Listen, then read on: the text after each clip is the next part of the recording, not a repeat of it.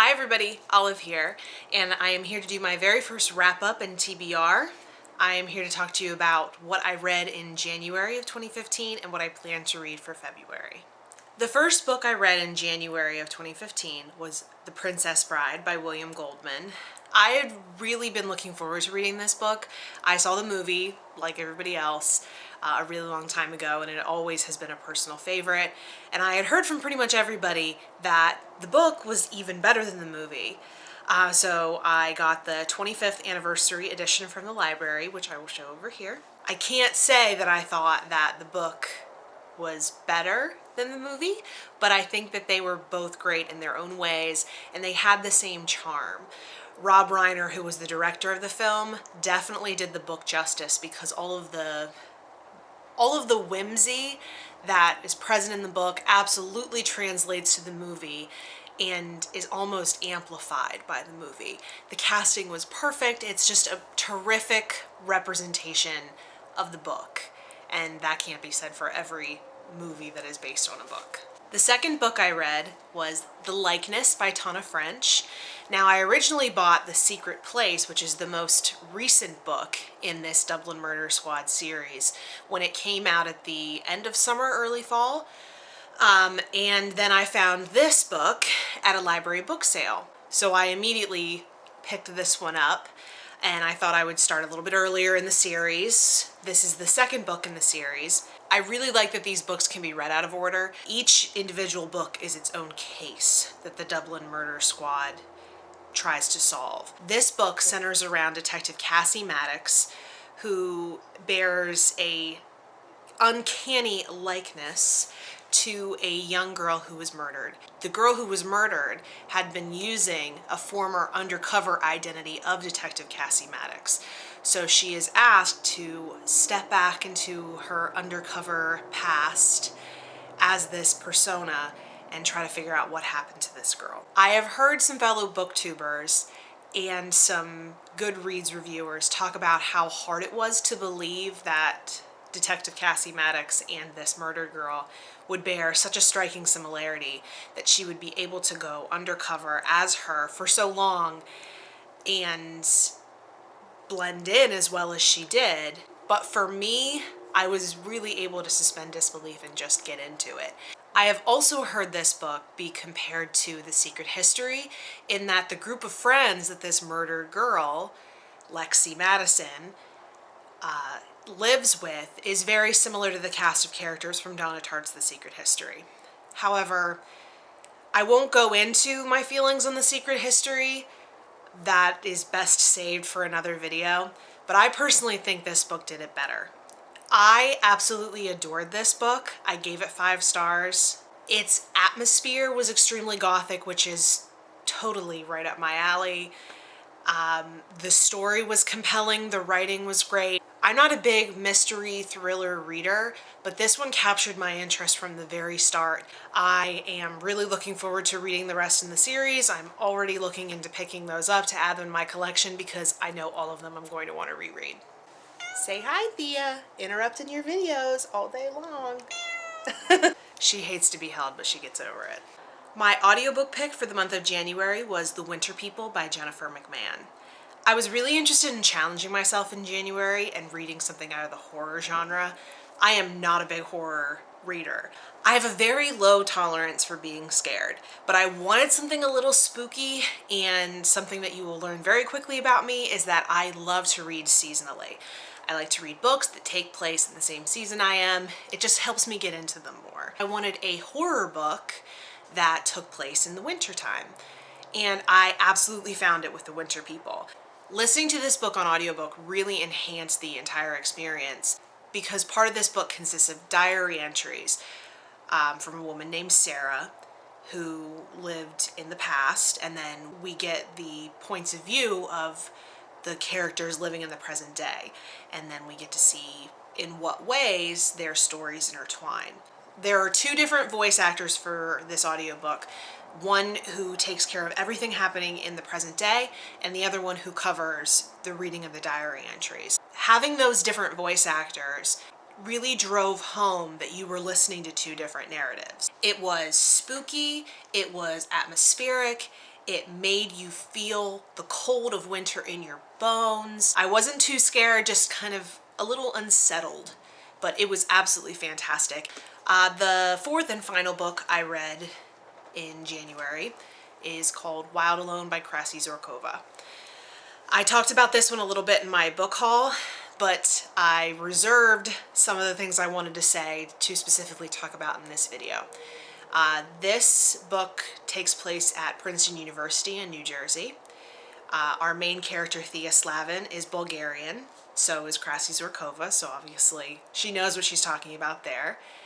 And Thea has received a scholarship to go to Princeton to study music, specifically piano. She has different motives for attending Princeton, specifically. Part of that is to solve a family mystery, and I don't want to say more than that because a good portion of the first part of the book is figuring out what she's trying to discover by going to Princeton. At Princeton, she meets two brothers, and she gets entwined in their privileged Princeton world. And there's some Greek mythology thrown in there. More than some. There's a lot of Greek mythology in this book. And a little bit of a love triangle. I can't say more than that without giving away some of the plot, but I can tell you how I felt about this book.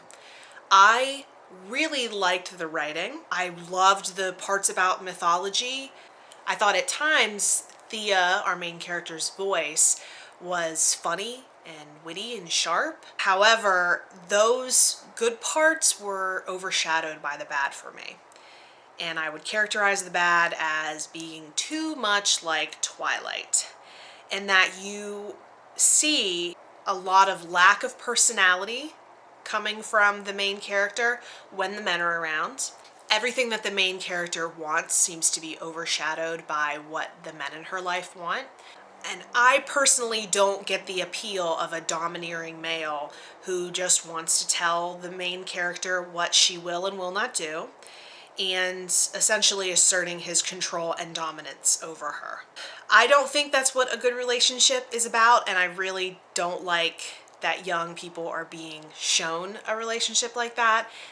Not only that, it's very uninteresting just to see a bossy, brooding male bark at a otherwise talented and wonderful female character. I was very disappointed with this book. I gave it 3 stars on Goodreads because you can't give half stars, but really for me it's a 2.5. Disappointing. It's still pretty though. I only read 4 books in January, and I had many more planned for myself. I got a little bit overly ambitious with the start of the new year with resolutions and everything like that. But I am currently reading a couple that I'm hoping to finish up in the next couple days and getting February off to a stronger start. I am currently almost finished with The Magician's Lie by Greer McAllister. I have this one out from the library and it's a new release, so it needs to go back soon. So I'm hoping to finish it today. One of the reasons why I think I've been in a bit of a reading slump is because of this book. I shouldn't blame you, I know that's unfair of me. The main character of our story is the most famous female illusionist of her day, the amazing Arden, who is arrested after her husband is found murdered on the stage where she performed. The book is essentially told through our main character telling her story to the young police officer who arrested her. The premise of it really captured me, but the storytelling of it has lost me, and that's why I'm kind of dragging myself through this, but I do want to finish because I'm interested to see how it turns out. The author of this book, Greer McAllister, is a playwright, as says her biography within the book, and you can tell. And I don't mean to say that in a negative way, but this is her first novel. The prose of this book seems to just be what happens between the dialogue. You can see very clearly that she had a vision for this story. The dialogue comes through very crisp and very clear. Everything in between is almost like set design. It's not very fluid. It's I did this, very choppy. So while this is a solid effort and the story has me somewhat interested, the prose just leaves a lot to be desired. However, I really do want to finish this one today, so here's hoping. The nonfiction book that I'm currently reading is The Beauty Myth by Naomi Wolf. I've been struggling to finish this one for a little while now.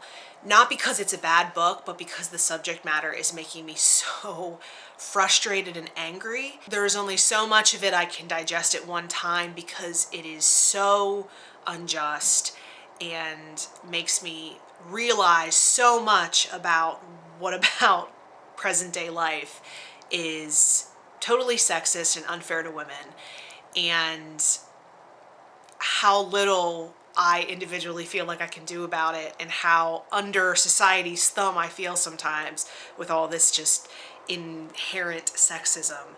So I'm working on it. It is one of those books that just absolutely changes your life. And this is why I am such a big fan of nonfiction. This is the kind of book that you read and you never see anything the same way again. I thought I understood a lot about what is wrong with the beauty standards in today's society until I read this book. This book talks about why there are beauty standards, why they keep increasing, and what I hope she does by the end of the book is tell us what we can do about it. Because after reading this book, I want to do something about it. The audiobook I'm currently listening to is another nonfiction selection, and it's called Triumph of the City: How Our Greatest Invention Makes Us Richer, Smarter, Greener, Healthier, and Happier. That was a lot of adjectives. This book talks about exactly what the title says, which is always good for a title. It talks about how the city grew.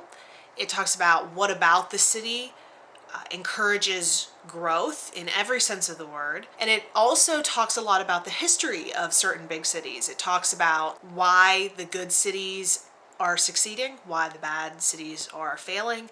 He talks about what lawmakers in cities can do to improve living situations for the people. So once I'm done with those books, I can move on to what I plan to read in February. The audiobook I'm planning on listening to after I finish Triumph of the City is What Was She Thinking? Notes on a Scandal by Zoe Heller. This is a fiction pick. It's very short. I think it's only 7 hours on audiobook. It talks about a school teacher who has an affair with a student, which of course I'm sure will make for a great story. My seasonal pick for February is City of Thieves by David Benioff.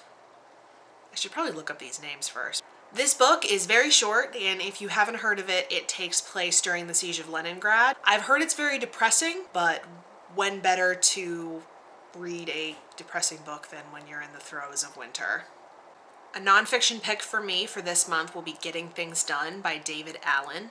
I have heard this book talked about on Book Riot as being a very good self-help book. I'm not very big on self-help books, but this one specifically talks about being more productive, and I am very type A, so anything that I can do to make myself more productive than I already am is something that I'm really interested in reading. A book I have on hold at my library is Get in Trouble by Kelly Lank. The short stories kind of have a magical realism to them, and it just sounds absolutely fascinating. I'm looking to get more into short stories, so I think this will be a good place to start. Lastly, if I have time, I really want to try to get to The Secret Place by Tana French, if only because I don't have any of the other ones in my possession yet. If I do before the end of February, then I might start one of those instead. But I did buy this new in hardback when it came out. It's what inspired my picking up The Likeness. And since I love that so much, I really want to dig into this one. This one centers around a murder that takes place at a private high school, boarding school kind of place for girls. And that could not interest me more. So I'm probably going to try to power through everything else I read this month just to have time to get to this. Those are all the books I read in January and the books I want to read for February. Hopefully being able to come to you in March and say, yes, I did read all of those books that I wanted to read will be a very good motivating factor. If you've read any of these books and have opinions or thoughts to share with me, please put them in the comments below. You can find me on Twitter and Instagram at @abookolive. The links to both will be down below, as will be a link to my Goodreads account. Happy reading, and I will talk to you soon. Bye.